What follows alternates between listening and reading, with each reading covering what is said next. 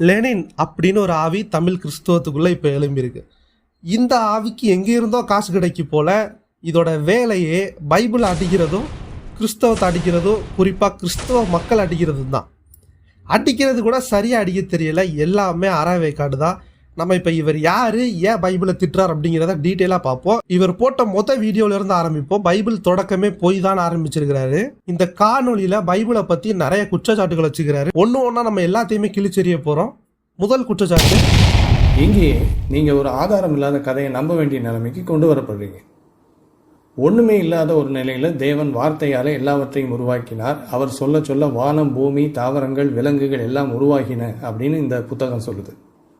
இப்படி தான் எல்லாம் உருவாச்சு அப்படிங்கிறதுக்கு ஆதாரம் ஏதாவது இருக்கா? இல்லை. அதற்கு மாறாக அப்படி உருவாகி இருக்க முடியாது என்பதற்கான அறிவியல் ஆதாரங்கள் இன்னைக்கு இருக்கு. ஒன்றுமே இல்லாத நிலையில் தேவன் உலகத்தை உண்டாக்கினாரா அப்படின்னு கேட்டுக்கிறாரு. அதுக்கு ஆதாரமும் கேட்டிருக்காரு. ஆமாம், தேவன் ஒன்றுமில்லாத நிலையில தான் உலகத்தை உண்டாக்கினாரு. அதோட ஆதாரம் நம்ம வேதாகமத்திலையும் பார்க்கலாம், அறிவியல் பூர்வமாகவும் பார்க்கலாம். எல்லாருக்குமே தெரிஞ்ச வசனம் தான் ஆதியாகமம் 1:1, ஆதியிலே தேவன் வானத்தையும் பூமியையும் சிருஷ்டித்தார். இன்னொரு வசனம் பார்ப்போம், சங்கீதம் 33 வசனம் 6 மற்றும் 9, கர்த்தருடைய வார்த்தையினால் வானங்களும் அவருடைய வாயின் சுவாசத்தினால் அவைகளின் சர்வசேனை உண்டாகப்பட்டது. அடுத்த வசனம் யோவான் 1:1-3, ஆதியிலே வார்த்தை இருந்தது, அந்த வார்த்தை தேவனிடத்தில் இருந்தது, அந்த வார்த்தை தேவனாய் இருந்தது, அவர் ஆதியிலே தேவனோடு இருந்தார், சகலமும் அவர் மூலமாய் உண்டாயிற்று, உண்டானதொன்றும் அவரால் இல்லாமல் உண்டாகவில்லை. இந்த வசனங்களே போதும் நமக்கு நல்ல ஒரு ஆதாரம், தேவன் தான் அந்த உலகத்தை படைச்சார் அப்படின்னு சொல்லிட்டு. ஆனால் இவர் அறிவியல் பூர்வமாக கேட்காரு, தேவன் இப்படி படைக்கலை, இதற்கு எதிராக அறிவியல் ஆதாரம் இருக்குது அப்படின்னு சொல்கிறாரு. அப்படி ஒரு ஆதாரம் அறிவியலில் கிடையவே கிடையாது. இவர் பிக் பேங் தியரியா ஆதாரம்னு சொல்கிறாரு. ஆனால் பிக் பேங் தியரி அது ஒரு தியரி தான், அது ஃபேக்ட் கிடையாது. அப்படியே நம்ம பிக் பேங் தியரிக்குள்ளே போனால் கூட அது கடவுள் இல்லைன்னுலாம் சொல்ல வரல, அது கடவுள் இருக்கிறாருன்னு தான் சொல்லும் நம்ம ஆழமாகவே படித்தோம் அப்படின்னா. பிக் பேங் தியரி என்ன சொல்லுது, இந்த பிரபஞ்சம் ஒரு சிங்குலாரிட்டியில் இருந்து பெருசாகிட்டே வருது, அதாவது எக்ஸ்பேண்ட் ஆகிக்கிட்டே வருது. அதை தான் ஹபிள்ஸ் லாவும் சொல்லுது. இப்போது நம்ம கலாம் காஸ்மோலஜிக்கல் ஆர்குமெண்ட்டை பார்த்தோம் அப்படின்னா எந்த ஒரு தொடக்கத்திற்கும் ஒரு காரணம் இருக்குது. அப்படின்னா பிக் பேங் ஆகிறதுக்கே ஒரு காரணம் இருந்துச்சு. பிக் பேங் ஆனதுக்கு அப்புறம் தான் டைமு, ஸ்பேஸ், மேட்டரே வந்துச்சு. அப்போ பிக் பேங் ஆகுறதுக்கு முன்னாடி டைமு, ஸ்பேஸ், மேட்டர் கிடையாது. அப்போ இதெல்லாம் தாண்டி இதுக்கும் மேல இருக்கிற ஒன்று தான் பிக் பேங் ஆக வச்சிருக்கு. அதை தான் நாங்கள் கடவுள்னு சொல்றோம், அதுதான் இயேசு கிறிஸ்து அப்படின்னு நாங்கள் சொல்றோம். ஸோ பிரதர் வச்ச ஆர்கியூமெண்ட்டே ஃபெயிலு. பைபிளை அடிக்கணும்னு நினைச்சு மட்டும் வீடியோ போடக்கூடாது, புரியணும் அப்படின்னு நினைச்சு நல்லா புரிஞ்சுக்கோங்க ஃபர்ஸ்ட். இவர் வைக்கிற ரெண்டாவது ஆர்கியூமெண்ட் என்னன்னா, இவைகள் அனைத்தையும் 6 நாட்களில் அவர் உருவாக்கினார் அப்படின்னு பைபிள் சொல்லுது. ஒரு நாள் அப்படிங்கிறது 24 மணி நேரம் கொண்ட ஒரு காலகட்டம்.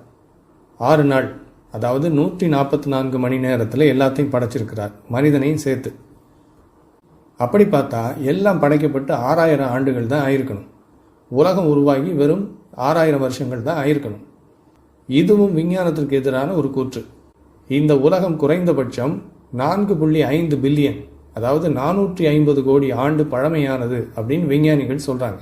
450 கோடி ஆண்டுகளுக்கு முன்னாடியே உலகம் உண்டாயிற்று. ஆனா வேதாகமத்துல 6000 ஆண்டு தான் சொல்லியிருக்கு அப்படின்னு சொல்றாரு.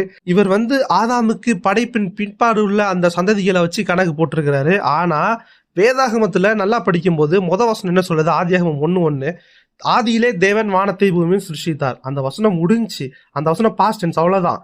அதுக்கப்புறம் தான் ஆண்டவர் படைக்கிறாரு. அந்த 1ஆம் வருஷத்துக்கு 3ஆம் வருஷத்துக்குள்ள கேப்பே பல மில்லியன் ஆண்டுகள் இருக்கும் அப்படின்னு சொல்லிட்டு வேத வல்லுநர்கள் சொல்றாங்க. கிரியேஷன் ஆஃப் த எர்த்தையோ ஃபில்லிங் ஆஃப் த எர்த்தையோ சேமா நம்ம எடுத்துக்க கூடாது. ஸோ இந்த ஆர்கியூமெண்ட் கண்டிப்பா ஃபெயில். முதலாவது அறிவியல் கண்டுபிடிப்புகளின்படி பார்க்கும்போது மனிதன் முழுமையாக ஒரே நாளில் உருவாக்கப்பட்டவன் அல்ல. மனிதன் மட்டும் இல்லை, இன்னைக்கு நம்ம பார்க்குற எந்த உயிரினமும் இன்னைக்கு எப்படிப்பட்ட உடலமைப்போடு இருக்கின்றனவோ அப்படியே தொடக்கத்தில் இருந்து இல்லை.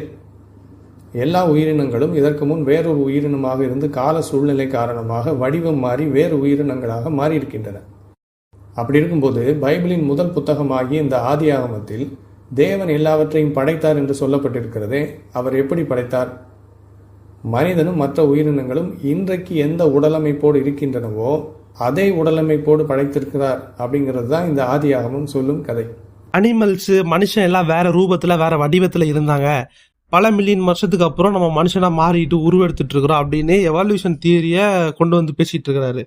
எவல்யூஷன் தியரி 6ஆம் படிக்கிற பையங்களுக்கே தெரியும். ஏன் நீங்க 20 வருஷம் ஊழியம் பார்த்தீங்கல்ல, அப்போ உங்களுக்கு இந்த எவல்யூஷன் தியரி தெரியாதா?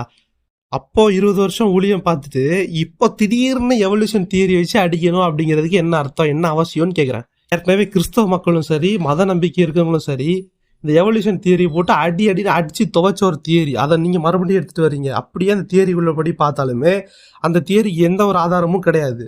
இது வரைக்கும் பாதி குரங்கு பாதி மனுஷன் அப்படிங்கிற எந்த உயிரினமும் இல்லை எவால்யூஷன் படி.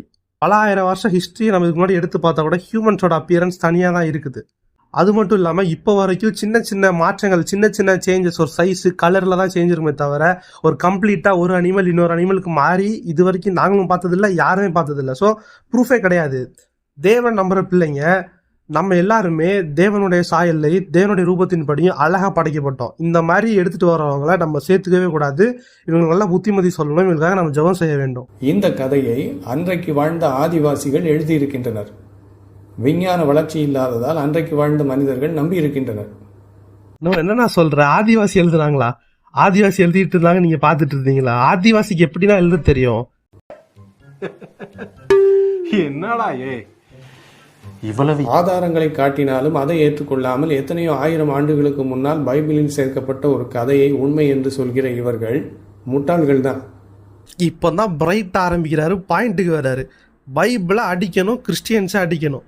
பைபிள் சயின்ஸோட கான்ட்ரடிக்ட் ஆகுதான், அதனால பைபிள் தப்பா, கிறிஸ்டியன்ஸ் எல்லாரும் முட்டாள் அப்படின்னு சொல்றாரு. ஆனா இவங்க பரவாயில்லை, முட்டாள்களாக இருந்தாலும் இவங்க கிட்ட கொஞ்சம் உண்மைத்தன்மை இருக்குது. ஆனா இன்னொரு பிரிவினர், கிறிஸ்தவ அறிஞர்களில் இன்னொரு பிரிவினர் என்ன பண்றாங்க தெரியுமா? தங்களை முட்டாள்கள் அப்படின்னு யாரும் நினைச்சிடக்கூடாது அப்படிங்கிறதுக்காக விஞ்ஞான கண்டுபிடிப்புகளை இவங்க ஏத்துக்கிறாங்க. சரி, விஞ்ஞான கண்டுபிடிப்புகளை ஏற்றுக்கொண்டால் பிறகு பைபிள் சொல்றது பொய்யாயிரும் இல்லையா? அதுக்கு என்ன செய்யறது? உலகம் உருவாகி பல பில்லியன் ஆண்டுகள் ஆகிவிட்டன. மனிதன் வேறொரு உயிரினத்திலிருந்து பரிணாம வளர்ச்சி அடைந்துதான் வந்திருக்கிறான் என்பதை எல்லாம் உண்மை என்று ஏற்றுக்கொண்டால் பிறகு பைபிள் சொல்றது பொய்யாயிரும். அதுக்கு என்ன பண்றது? அதுக்கு இவங்க ஒரு டெக்னிக் வச்சிருக்கிறாங்க. அது என்னன்னா, விஞ்ஞானம் சொல்வது உண்மைதான், ஆனால் விஞ்ஞானம் என்ன சொல்லுதோ அதைத்தான் பைபிளும் சொல்லுது அப்படின்னு இவங்க ஒரு கதை கட்டுறாங்க. அந்த வழியில பைபிள் விஞ்ஞானத்திற்கு எதிரானது அல்ல அப்படின்னு காட்டுறதுக்கு முயற்சி பண்றாங்க. அது எப்படின்னா, தேவன் 6 நாட்களில் உலகத்தை படைத்தார் அப்படின்னு பைபிள் சொல்றது உண்மைதான். ஆனா 6 நாட்கள் என்றால் உண்மையிலே 6 நாட்கள்னு அர்த்தம் கிடையாது. ஒரு நாள் என்றால் பல மில்லியன் ஆண்டுகள் என்று அர்த்தம். எனவே தேவன் உலகத்தை படைத்து எத்தனை மில்லியன் ஆண்டுகள் ஆகிவிட்டன அப்படின்லாம் வேடிக்கையா விளக்கம் கொடுத்துட்டு இருக்கிறாங்க. அடுத்து என்ன சொல்ல வர்றாருன்னா, படைப்பை பற்றி இருவேறு விளக்கங்கள் இருக்கு, கிறிஸ்தவங்க நிறைய விளக்கம் கொடுக்குறாங்க அப்படிங்கிற கருத்து சொல்ல வர்றாரு. இப்போ கரண்டா உலகத்துல 47,300 டினாமினேஷன் மட்டும் இருக்கு. இதை தாண்டி இண்டிவிஜுவலா ப்ரீச் பண்றவங்க நிறைய பேர் இருக்கிறாங்க. அப்படி பார்த்தா ஒருத்தவங்களும் ஒரு கோட்பாடு, ஒரு புரிதல் படி தேவனை தொழுது கொண்டுட்டு இருக்காங்க. அப்படி நம்ம பார்க்கும்பொழுது கிரியேஷன்ல மெயினா 5 டைப் ஆஃப் கிரியேஷன் இருக்குது. Literal creation, theistic creation, progressive creation, non literal creation, diverse கிரியேஷன்ட்டு 5 மேஜர் கிரியேஷன் டீச்சிங்ஸ் இருக்குது. அப்போ ஒருத்தங்க ஒரு இதை பிடிச்சி பேசதான் செய்வாங்க, அது அவங்களுடைய புரிதல். அதுக்கு நம்ம மொத்தமாக தப்புன்னு சொல்லிட முடியாது. ஒன்றுக்கும் நிறைய டிஃப்ரென்ஸ் இருக்குது. நிறைய பேருக்கு பிடிச்சிருக்கும், அக்செப்ட் பண்ணுற மாதிரி இருக்கும். அதனால உள்ளே போயிட்டு ஒன்றும் பிடிக்கல அப்படின்னோடனே மித்ததை போட்டு அடிக்கக்கூடாது, ஒட்டுமொத்த கிறிஸ்தவத்தையுமே சொல்லக்கூடாது. அதனால பைபிள் சயின்ஸுக்கு ஒத்து போகாத புத்தகம் கிடையாது, ஒத்து போகிற புக்கு தான்.